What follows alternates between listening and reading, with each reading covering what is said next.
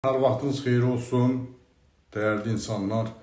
Bu videonu çəkməkdə məqsədimiz nədir? Məqsədim odur ki, bizə müştərilər suallar verirlər, soruşurlar ki, bu radiatorlarımızı çarpaz birləşdirək, bizim radiatorlar yaxşı isitmir, çarpaz birləşdirək.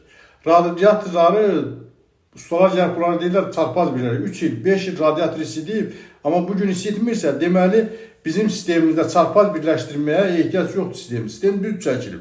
3 il isitdi da. Amma indi bugün isitmirsə, sistem tutulub, radiatorlarımız çirklənib. Bunu təmizləmək lazımdır ki, radiatorlar gözəl isitsin. Fikir verirsiniz, 30 seksiyalı radiator qoymuşam mən. Hər ikisi girişlə, çıxışla başlandır. Əla da isidir. Yəni bu isitməsə, bugün müştərimiz, bu videonu çəkən müştərimizdir.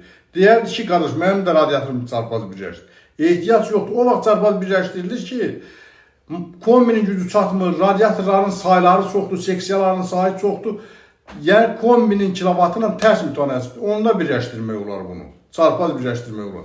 Bəzi hallarda görürəm, kombinin altına devriyə motoru qoyurlar. Ehtiyac yoxdur, qardaş. Buna ehtiyac yoxdur. Əgər bu 3 il isidirsə, bugün ehtiyac